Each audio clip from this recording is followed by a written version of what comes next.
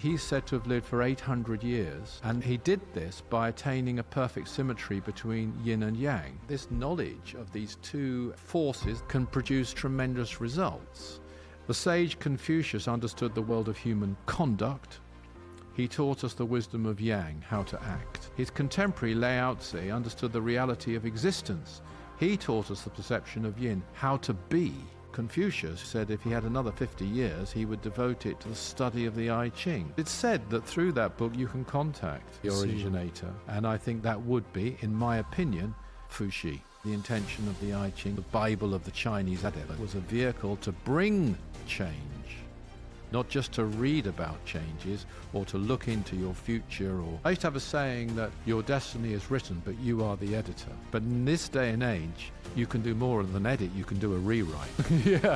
I would say the most important yin and yang balance that we all have to achieve is that balance between... Hello and welcome back to the Spiritual Freedom Show with Richard Lawrence. My name is Darren Ball, and this is the podcast helping you to awaken your chakras, to unlock your psychic powers, and to discover true spirituality. And in today's show, we look into the distant past at Fuxi, the legendary originator of the basis of the I Ching, the ancient Chinese divination text. Now, as it turns out, the I Ching is about much more than divination. It is a manual for working with change and for mastering it. In other words, for changing your karma. So stay tuned to see how you can apply these teachings in your own life so that you can live with greater balance, grace, and clarity of purpose. Richard.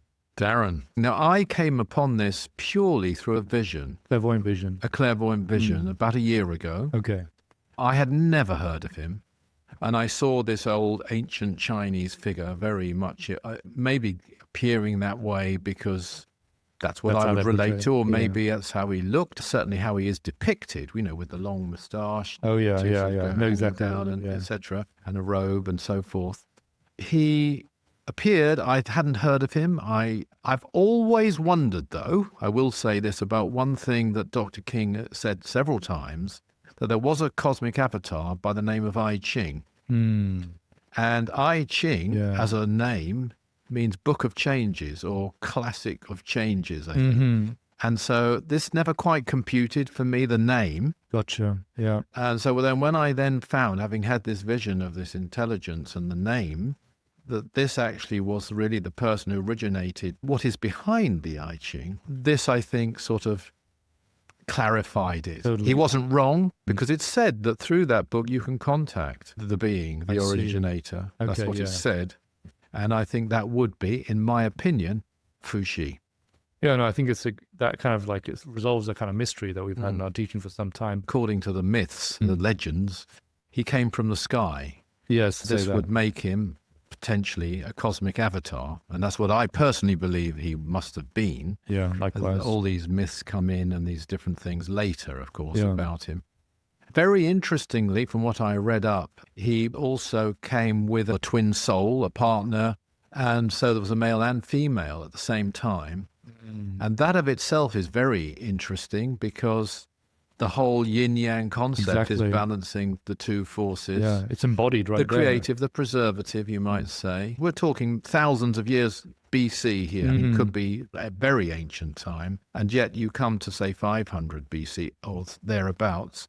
You've got Laozi with the Tao Te Ching using the concepts of yin and yang, which is built into the I Ching. And also you've got Confucius, who said if he had another 50 years, he would devote it to the study of the I Ching. So they were still looking back to this figure. I personally used to use the I Ching when I was doing readings many years ago. It's one of the things I used. And in those days, you'd have 3 coins. In fact, originally they used yarrow stalks. And it's quite a complicated methodology as to how you do it. And then later it got simplified down to throwing coins and getting heads and tails, and thereby getting your hexagrams. I see. But I think it's much deeper than that. I don't think that's its original intention at all. Dr. King said the intention of the I Ching, it was the Bible of the Chinese Adepts, I think he called it at one time. I think it was a vehicle to bring change, not just to read about changes or to look into your future or, receive guidance. Not that there's anything wrong with that. It's a much purer source of divination, I believe, than a lot of tarot packs, for example, which have been tarnished by some of the designers of them. I've used that as well. But when I used to use that, I used to have to take out some of the cards because there's energy in them, which isn't good, and replace it. I replaced one card with the AUM symbol, as it's known. Oh, really? Just to purify the pack. Wow. That was just the way I did it. Interesting. The I Ching is a very pure, very spiritual document, a very holy text. But I do think when it was used in those ancient days, because Fuxi, as I understand it, also gave meanings to this combination of yin and yang, which, by the way, are represented by unbroken and broken lines, it would be understood by those ancient adepts what this means and this combination means of yin and yang and the order that it comes. I see. And through that, they wouldn't, I don't think, this is my opinion only, so take this or leave this, but I have meditated on this for what that's worth. I do think they would determine what change they were trying to bring, either within themselves or within the world, or for the betterment of others, and then use those trigrams, or hexagrams as they became, to bring that about. So it wasn't so passive, it wasn't so fatalistic, it wasn't like, getting a chart, astrological, numerological, whatever it might be, and then saying, well, what's going to happen to me and how do I navigate that? I used to have a saying that your destiny is written, but you are the editor. But in this day and age, you can do more than edit. You can do a rewrite. Because we can change our karma. This is a liberating thing. And I actually believe that was inbuilt in the beginning. I'd love to dive deeper into what you said about the real purpose of the I Ching. Because that's, as you say, it's much more profound than a divination tool as you've described it. And so when you say kind of working with change in an active way, what would that mean exactly? What's an example of how you might use that? Modern phraseology that Dr. King might use is manipulating your karma. And I'm not sure they looked at it that way. But for example, there is an account. This is one of the books I wrote. I was asked to write by HarperCollins. I wrote a little book of karma, little book of yin and yang. But here in this little book of Yin and Yang, there's reference to, and this comes to your point, Chinese adept by the name of Peng Zhu. And he's said to have lived for 800 years. And he did this by attaining a perfect symmetry between yin and yang. And he combined it with deep breathing and minutely balanced physical movements. Minutely balanced physical movements. Now, I think there you can see that this knowledge of these two elements or forces, they're more than elements, can produce tremendous results. And what is very significant to it is that you can never have an complete absence of either. So where you have yang, and this in the symbol, the yin-yang symbol, if anyone knows it, there is a dot of the other, and likewise in the other. So if one is black, there's a dot of the white, and with the white, there's a dot of the black. And they are both present, and they need to be present. One of the interesting things I found, and I'll read you straight from this book. The sage Confucius understood the world of human conduct. He taught us the wisdom of yang, how to act. His contemporary, and they were contemporaries about 500 BC roughly, his contemporary Laozi understood the reality of existence. He taught us the perception of yin, how to be. So you've got how to act, how to be. Perhaps they planned it that way. Not much is known about Laozi. He was said to be a librarian, whatever that really meant. I don't think it was the kind of librarian we probably might think of. I think it's probably a real knower of knowledge and teaching. And whereas Confucius was in the public eye, dealing with politicians, dealing with all sorts of matters of state and administration and so forth, and you had them both roughly at the same time, you almost had there built in a kind, as I see it anyway, sort of yin and yang situation sent by the cosmic powers. Totally. I'm just looking at this balance in terms of like someone on the spiritual path and bringing in both the inner and the outer elements. What can this teaching about the yin and yang and the broader teaching from Fuxi about balance offer to someone? There's so many examples. There's a reference actually that Dr. King makes, a certain mudra used in a certain breathing exercise, which is actually in his book, Contact Your Higher Self Through Yoga. It's in Realize Your Inner Potential. Some people who watch this will be familiar with it. It's known as Yoni Mudra. And he does say that if you do this correctly, you can advance, I think his phrase is, you can advance 1,000 years. And he attributes that at one point to the I Ching, which I think is very interesting because you won't find that practice in the I Ching. You will find, though, in the Tao Te Ching, reference to blocking off audible sound, blocking off physically visible vision, and tangible taste, and so on, and then experience the inner taste, which is everlasting. And maybe some commentators have used the 1,000-year phrase. And of course, the Tao Te Ching itself is drawing on the I Ching. So Dr. King wasn't wrong, and he never really is wrong. It's known, by the way, as pratyahara in the Sanskrit in Patanjali. It's the fifth limb of yoga. So the limbs of yoga in Patanjali, there are 8 limbs. So it's the yamas, which we've talked about before, the niyamas, in other words, the rules of conduct of different kinds. And then the asanas, which were used in those days. They don't have to be used in that way. They can be, but you can do this without adopting a yoga asana, as long as your spine is straight. Pranayama, then comes pratyahara, which is detachment from sense objects. And this is, so you'll find so much correlation, I would say, between some of the ancient wisdom and between some of the practices we teach in the Etheric Society that Dr. King has taught and used himself. But I'll name another. I mean, the breath through the left nostril would be associated with yin, and through the right nostril with yang. And if you get into the nadis, that's the psychic nervous channels within the aura, through the left nostril generally would be ida, and through the right nostril would be Pingala.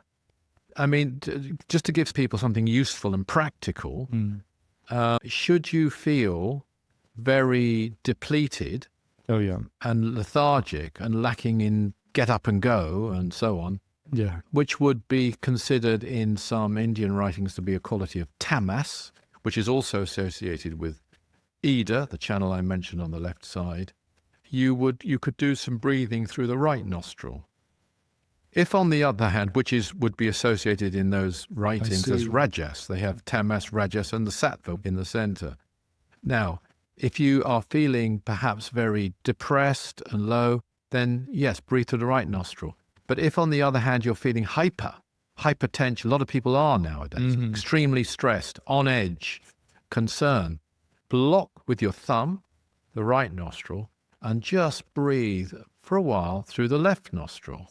And you'll start to introduce yin and yang. In fact, it is said in the ancient Indian writings, and this is corroborated in the practices that Dr. King taught, actually, this principle is corroborated, that you should have a flow of energy through the left nostril in the day and a flow of energy through the right nostril at night. Because the daytime is associated with yang, it's associated with sun, and that's why that's the white side of the symbol. And at night, the dark side, that's the yang. So at night you want to have the balance. You get it's balance. It's not going with what is out there. It's bringing the balancing force. It's all about balance. And so you'll find, again, this is a physical, practical practice that was done and was taught. And in fact, we have a practice in the society which we recommend, breathing and recharging exercise, part of that, where you breathe at dawn and midday through the left nostril and sunset and midnight, if you're still up at midnight, through the right nostril, to bring balance in those periods. These are things you can do. These are tips you can use. And then what about more broadly in terms of just service or action even generally and going within? Yeah, well, I think that is the broadest. I mean, I think when I wrote this book, I had to do a definition, and it's not brilliant. It's a little bit corny in a way, but this is how I sum it to make it easy to remember. So yin, your inner nature, Y-I-N. Yang, your, you see. I get it now. Yang, your active natural gifts is how I put it. That might have been, I could possibly have improved on that, but it gets the spirit of it. So yang is an active thing, and yin is an inner thing. And this is something we often come back to, isn't it? And it goes again, you have, and this is universally known. When you serve, in that service, particularly if it's spiritual service, but even if it's very material service, which is needed so badly in this world as well, the selfless motive that you have, assuming you're doing it out of selflessness, or maybe it's voluntary work, maybe it's paid work, but you're going way beyond what you'd have to do to earn your salary. I've experienced that in the National Health Service in Britain. I had a nurse who, I know they were knocked off, they could have left, and they said, I'm not leaving till you're all right. Now there, it's pure service. They didn't even have to be there. Yeah. And this is a physical thing, and they helped me to get a bed at the time, and etc. And they were very, very good. So, but in there, when you're giving service of that nature, which is for no personal reward, you will activate higher chakras. You can't help it. If you think a good thought, you will create energy movement within you. It must happen. All the time. So the inner side is still present. This is my point. Even though we think about it as even though we think I'm doing this and I'm doing that, and it might be very hard work and so on, and it probably is very hard work and might be very stressful work. There's an inner flame burning because you are performing a selfless action. You've ignited that flame within you. Oh God, that's a beautiful way to put it, because actually the more you think about it, the less different they are. Yeah. And when you ignite, now to the contrary, when you ignite the inner flame within you, you might be sitting alone even, doing certain practices. It's going to spread its influence because your vibration has changed. And to some extent, that must change the vibration of all. So you haven't removed the element of service completely. There's no such thing. There's no such thing as total yin without yang, or yang without yin. But it's creating the balance in the right way. If you study great wisdom for your own benefit, because you know that you need to improve, and this is a spiritual motive. This isn't a selfish motive. You're not doing it for your own delectation, entertainment, although you might be avidly interested like you or I would be. There's nothing wrong in that either. It hasn't got to be all about pain either. You're doing it, you're getting a spiritual pleasure from doing it, for sure, and you're getting great wisdom, so that's all good, but it's spiritual content you're seeking. You're seeking truth. Whether you like the truth or not, you're seeking truth. Now, you could say that you're just doing that for yourself. You aren't, because you are planting seeds into the mind belt by thinking, and the more you think about it, like we're trying to do here, the more we talk about it, the more we plant seeds, not just to those who are kind enough to view us and listen to us. Thank you. But into the mind belt. For others then to think those, it'd be easier for others then who wish to think that kind of thought. So when you're studying great wisdom, when you're studying the 9 freedoms, particularly, or the 12 blessings, or some new thought, great wisdom of the Master Aetherius in From Free Will to Freedom, one of my all-time favorite pieces of teaching anywhere. When you're doing that, you're planting seeds so that it's easier then. It's not so shocking. It's not so strange, because it's implanted in the mind belt, so you're giving that kind of service as well. I think what's kind of revelation about that is a lot of people think that these new thoughts and new ideas that go out is kind of like a social cultural thing, like you're introducing new thoughts and then people get more familiar with it. But what you're saying is there's this whole energy behind it. Actually, there's a metaphysical way to look at it and the value of what you're doing by thinking these thoughts, which are like new to earth in a lot of ways. But I would say the most important yin and yang balance, if you like, that we all have to achieve is that balance between serving others, action, and our own inner development. And neither should be neglected. Service of the two is greater. And that's actually, strange enough, you'll find that even in the Mahabharata, that thought. Action of the two is greater, even some of the very ancient teachings. Although we're used to the East being the place of meditation, detachment, and renunciation. But when it comes to it, you will find that there as well. If it's a choice, action is the greater because it's for all. But so is development for all. So, for example, if you developed yourself for the prime purpose of helping others, because you knew that if you were more advanced, your intuition would be better, your judgment would therefore be better, your healing powers would be greater, your prayer ability would be greater, you'd be able to do far more, you'd be able to speak with greater wisdom and greater confidence, and so forth. And if you'd even have some psychic vision which you could use to bring protection and maybe guidance to people If you're doing your inner development primarily to serve, then there's no difference, Exactly, and it's all one. So you're developing, and you know also that when you're serving, you must, not you might, you must develop. You'll certainly evolve even more than you will, often anyway, through doing your own personal development practices, because you're changing your karma, which brings us all the way back to Fuxi. Exactly. What a great place to end. Thank you very much. Thank you. Hey, Spiritual Freedom Show family, thanks for tuning into the show. I thought I'd just offer you a few reflections again after that episode. I like the many different exercises that we can use to work with these principles of yin and yang in our life, including this blending with this ancient yoga wisdom. But big picture, the most important balance in our life is that balance between our inner development and the outward action, that service, that selfless service that we give to others. And I like the point that the more you think about it, the less different that you realize that these two things really are. Because while you're serving others, you are evolving. And while you are working on your own inner development, you are preparing yourself to be of greater service to others. It is a beautiful harmony that we can all learn to cultivate more in our lives. Now, if you enjoyed that episode about the legendary Fuxi and the I Ching, we have more episodes every fortnight, so thank you for subscribing and supporting the channel. Now, if you're interested in more right now, I encourage you to check out this video over here offering a practical guide to karma and kundalini, or this video over here which goes deeper into exploring the secret about what suffering can teach us. Thanks for tuning into the show, and see you next time.